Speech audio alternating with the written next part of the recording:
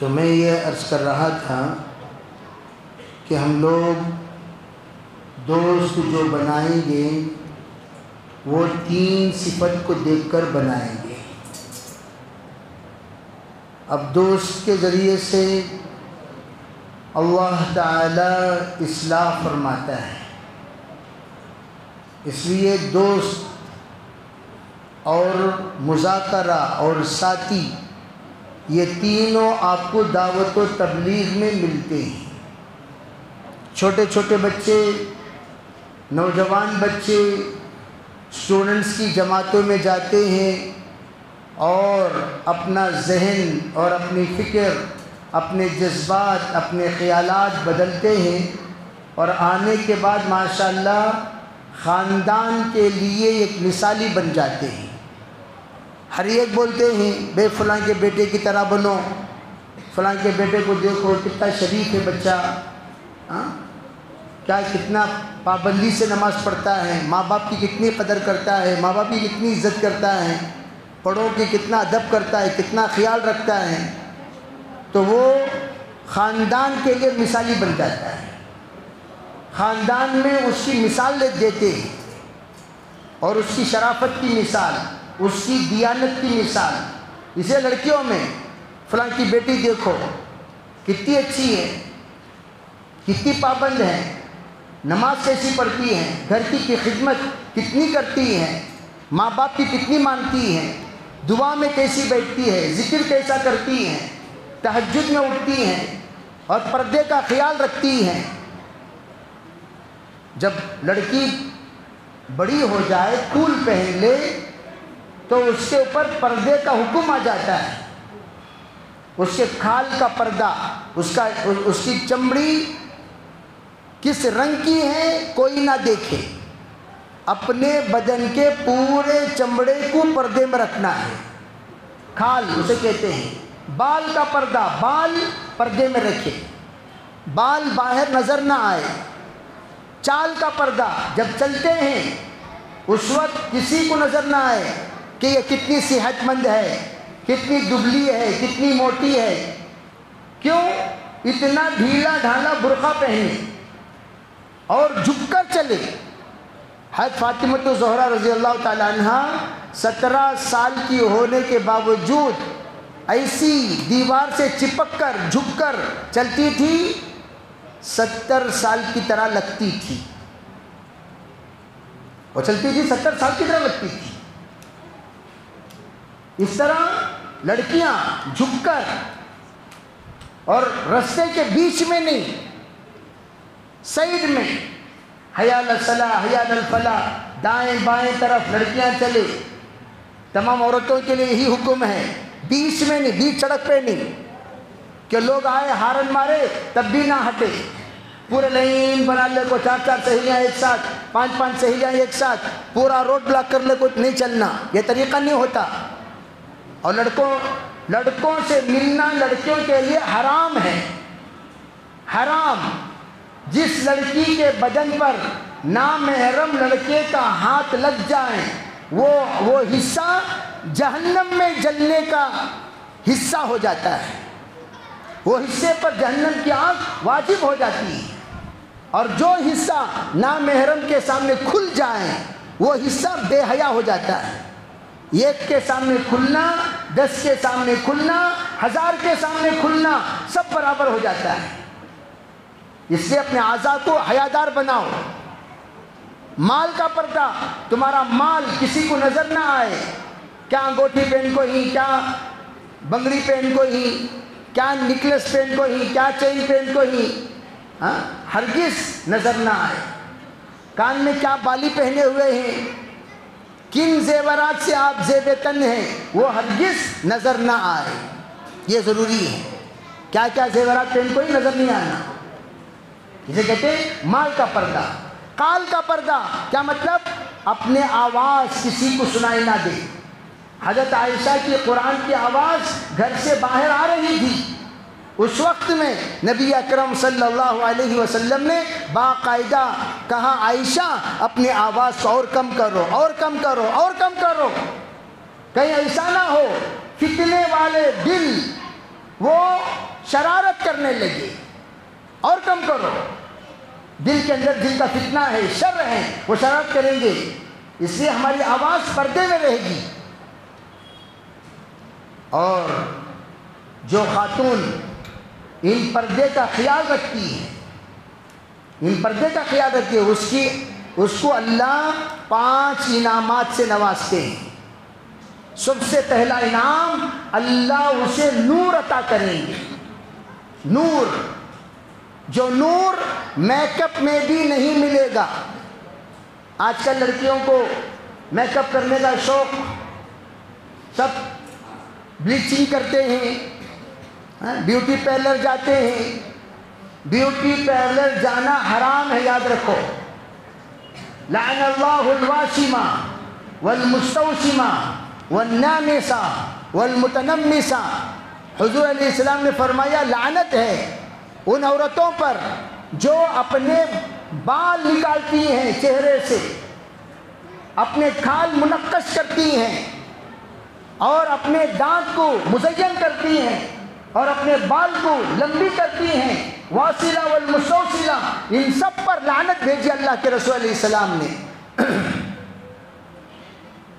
جس وقت حضرت عبداللہ بن مسعود بیان کر رہے تھے، ایک عورت نے کھڑی ہو کر کہی پردے سے، ہم نے قرآن پڑھا لیکن یہ لعنت نہیں دیکھی۔ تو حضرت ابن مسعود نے کہا کیا آپ نے قرآن میں یہ نہیں دیکھا ما آتاکم الرسول فخذوہ وما نہاکم عنہ فانتہوا؟ نبی جو دے وہ لے لیا کرو، نبی جس سے رکے اسے رک جایا کرو۔ کہاں دیکھا؟ تو نبی نے لعنت بھیجی ہے تو رک جاؤ، اپناؤ مت، یہ کہا۔ تو یہ ہماری لڑکیاں توبہ کر لیں۔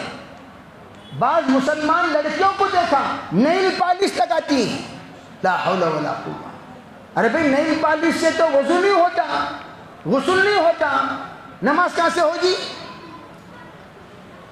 غیروں کی طرح نہیں، چھوٹی انگلی کے ناخن شیطان کے سکا بڑھا لینا، کیا کہتے ہو کھجانے کے واسطے، کھجانے کے واسطے وہ انگلی سے انگلی سو، پورے انگلیاں کو بڑھا لیو، اچھی کھجانے میں آسانی ہوگی۔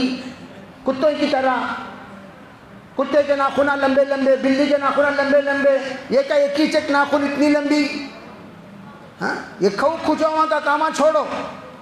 دوسری بات، ہم چلر کاما کرنا چھوڑو، چلر کام، لڑکے بھی لڑکیاں بھی، چلر کاما نہیں، ڈسپلین پیدا کرو، پروقار بنو، تمہارے اندر ایک وقار پیدا کرو، ایک ادب پیدا کرو۔ ہم بھی اسکول میں پڑھے ہیں، لیکن ایسے میں جو اسکول میں پڑھا وہاں میری کلاس، چھوٹا سا گاؤں تھا، میری کلاس میں اکیلا لڑکا، بقیہ سب لڑکیاں، میں اکیلا لڑکا، لیکن کوئی یہ نہیں بتا سکتے کہ ہم نے کبھی ان کے ساتھ کوئی مذاق کیا ہو۔ بہت زمانے کے بعد میرا اپنے بچپن والے گاؤں جانا ہوا، مجھے دیکھ کر سب ہاتھ اٹھا کر یوں کھڑی ہو گئی، ان کی گلی پر سے گزرا کھڑی ہو گئی، کہنے لگے میرے بچوں کو ذرا ہاتھ رکھ کر دعا پڑھو۔ غیر تھی وہ، شریف بنو کہ تمہاری شرافت، تمہاری فراغت کے بعد لوگ اسے یاد کرے، بھئی ایک شریف لڑکا تھا، یہ ایک شریف لڑکی تھی۔ ہم اپنے شرافت کو، اپنی عزت کو، اپنے آبرو کو کسی اور کے حوالے نہ کریں۔ اگر تم نے بے حیائی کی وجہ سے اپنی عزت و آبرو کسی کے حوالے کر دیا، چاہے وہ میسیج کے ذریعے سے کیوں نہ ہو، مذاق کے ذریعے سے کیوں نہ ہو، کل کا دن تمہارا نکاح جہاں کہیں بھی ہوگا وہ نکاح زیادہ دن تک نہیں رہے گا، یاد رکھ لیو۔ یہ میں بہت دور کی بات بول رہا ہوں، زیادہ دن تک نہیں رہے گا۔ 10ویں کلاس میں کیے ہوئے مذاق 30 شادی ہو تو 18 سال کے بعد نکاح ٹوٹنے کا سبب بنا۔ 10ویں کلاس میں کیے ہوئے مذاق شادی ہو تو 18 سال، جب بچی 16 سال کی ہو گئی ان کی، ٹوٹنے کا سبب بنا۔ ایسے غلیظ کام مت کرو، شریف بنو، قرآن کی تعلیم حاصل کرو، تربیت حاصل کرو، گھر کے اندر فضائل عمل کی تعلیم شروع کرو. اور اتوار کو جہاں اجتماع ہوتا ہے تمام اسٹوڈنٹس کے لیے ہے کہ وہ تمام اسٹوڈنٹس اتوار کے اجتماع میں، لڑکیاں کس کے گھر میں اجتماع ہوتا ہے؟ ابراہیم بھائی کے گھر میں اجتماع ہوتا ہے، تو لڑکیاں وہاں شریک ہوں، لڑکے اجتماع میں شریک ہوں. جمعرات اجتماع ہوتا ہے مغرب کے بعد، اس مرکز کا دن ہے، اس میں شریک ہوں. یا اتوار کو جہاں گشت، اس وقت گشت ہوتا کہ نہیں ہوتا، جہاں گشت ہوتا ہے وہاں شریک ہوں. یا اسٹوڈنٹس کے لیے آپ خصوصی ایک مجلس رکھیں، اتوار کو کوئی جگہ پر گشت کریں، پورے اسٹوڈنٹس کو وہاں بلا لیا کریں. اسٹوڈنٹس اتوار کو آنا آسان ہے، اسٹوڈنٹس اتوار کو وہاں آ کر جڑے کریں گے بھائی انشاءاللہ. اس کے لیے آج کی مجلس ہے، آج کی مجلس اسی لیے ہے. سب سے پہلی بات بچوں سے میں یہ کہتا ہوں 4 باتیں. ایک، اپنا یونیفارم جو اسکول کا ہے اسے باقی رکھو، لیکن گھر آنے کے بعد اپنا گھر کا لباس سنت والا لباس بناؤ. یہاں بڑی خوشی ہوئی، اکثر بچے ماشاءاللہ جبہ پیجامہ کے ساتھ ہیں. اللہ آپ حضرات کو قبول فرمائے. اسی طرح کا لباس ہمارا گھر آنے کے بعد، ہمارا لباس جبہ پیجامہ سنت والا لباس ہو جانا چاہیے. سب کریں گے انشاءاللہ. دوسری بات اپنے آپ کو فٹنس میں لگاؤ. پڑھائی ایک طرف، دوسری طرف فٹنس، ایکسرسائز کرو. اور آج کل بچے اپنے فٹنس کا خیال نہ رکھنے کی وجہ سے اتنا کمزور ہو چکے ہیں 5 کلو موٹے اٹھانے کی طاقت بھی نہیں ہے. پورے ڈھیلے ستریاں. 5 کلو موٹے اٹھا لیتا ہے تو ان امی پاپ بچہ بہت وزن اٹھا لیا کو ہاتھاں دبانا، کتنا رے موٹا اٹھا لگا ہے تو 5 کلو موٹے. 50 کلو کے موٹے اٹھائے سو ادمیاں ہی 25 کلو موٹے ماشاءاللہ اٹھائے سو، لیکن یہ 5 کلو میں ڈھیلے ہو جائیں. اور اس کے لیے آپ اپنا فٹنس ایکسرسائز کرو. الٹے سیدھے چیزیں مت کھاؤ، جو باہر کے سنیکس ہیں وہ مت کھایا کرو، اپنے طبیعت کو مت خراب کیا کرو. خصوصاً ایسی چیزیں جس کی وجہ سے ہمارے جوانی میں، طاقت میں، ہمت میں پستی آئے، وہ تمام چیزیں چھوڑ دیا کرو. تیسری چیز، دعوت و تبلیغ میں اپنے آپ کو مصروف رکھا کرو. مسجد وار جماعت میں فجر کے بعد بیٹھنا، اور آپ کے لیے روزانہ 10 منٹ کی ملاقات، 10 منٹ کی ملاقات، 10 منٹ کی فکر، 10 منٹ کی تعلیم، یہ اسٹوڈنٹسوں کے لیے طے کردہ ہے. ڈیلی صرف آدھا گھنٹہ، 10 منٹ کی تعلیم، 10 منٹ کی ملاقات، 10 منٹ میں ایک اسٹوڈنٹ.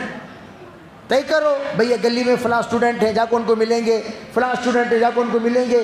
بہت سارے اسٹوڈنٹ اس مجمع میں نہیں آئے، ان کو جا کو ریمائنڈ کرنا، پھر ان کو ملنا، پھر ان کو لے آنا، انشاءاللہ بڑا فائدہ ہوگا. تو آپ تبلیغ میں، دعوت میں وقت لگانا.